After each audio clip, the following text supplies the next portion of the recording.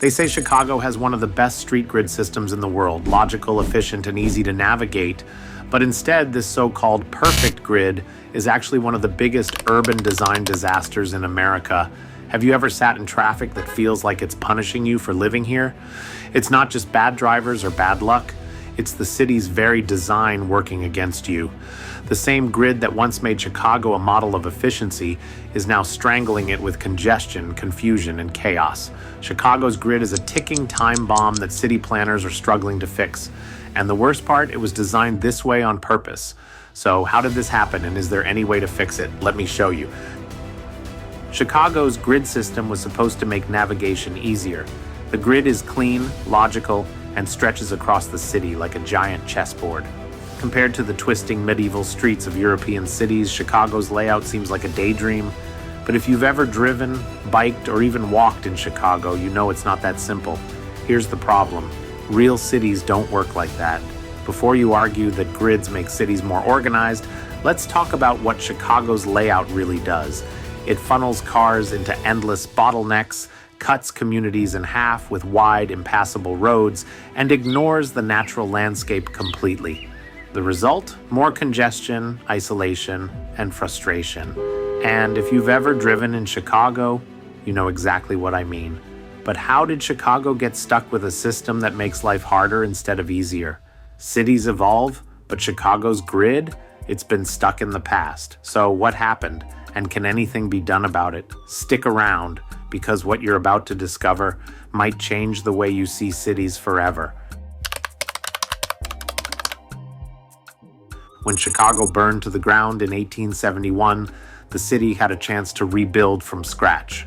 Planners saw this as an opportunity, a clean slate to create the ultimate city layout. Inspired by New York's grid system and ancient Roman design principles, they decided to lay out Chicago as a series of perfect squares. No winding roads, no cul-de-sacs, just straight lines as far as the eye can see. Sounds efficient, right? Except here's the issue. The grid doesn't care about human behavior. It ignores how people actually move through a city. It doesn't adjust for terrain. And worst of all, it makes congestion worse because every intersection is a potential choke point. And Chicago has thousands of them. Let's break down the biggest disasters this has caused. Ever been stuck in traffic on Western Avenue? Or tried to cross town during rush hour? Chicago's grid creates traffic nightmares because every major street is overloaded. Unlike cities with radial road networks where traffic can flow naturally towards central hubs, Chicago forces everyone onto the same endless grid of intersections. And guess what? Each of those intersections is a bottleneck. Take Los Angeles, for example. It also has a grid, but it mixes in freeways, loops, and diagonal roads to break things up. Chicago? Not so much. The result? More stops, more congestion, more frustration. And it's not just cars. Buses get stuck in the same gridlock, making public transportation unreliable. Delivery trucks clog up main roads.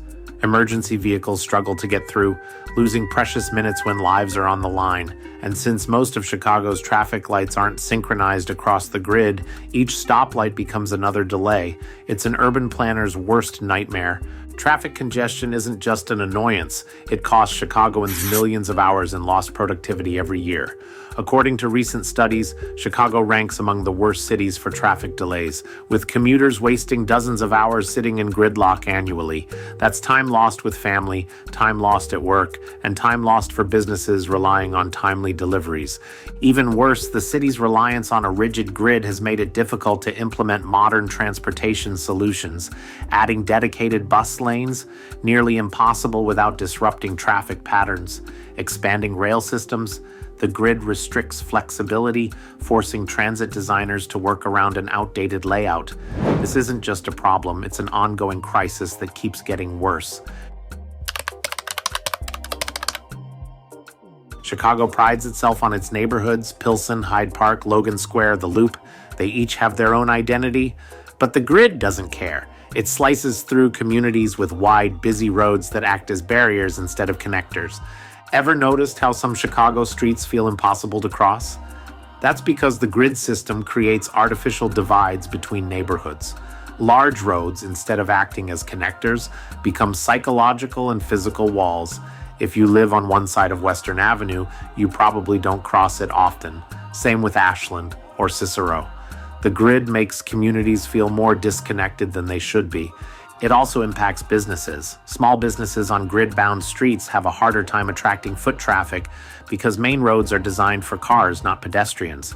You can see the effect in places like the South Side, where wide roads and grid isolation contribute to economic disparities between neighborhoods.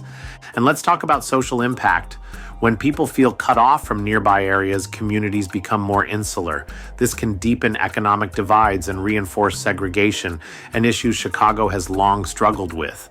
The city's grid unintentionally reinforces these barriers, making it harder to foster a sense of unity among its residents. Chicago might be a great city for walking until you hit a major street. Unlike cities with more organic layouts, where smaller side streets offer pedestrian-friendly routes, Chicago's grid forces everyone to cross enormous intersections. And let's not even talk about biking. Cyclists in Chicago have to navigate a maze of stoplights, heavy traffic, and limited bike lanes, all because of a rigid system that wasn't designed for them. And then there's the issue of safety.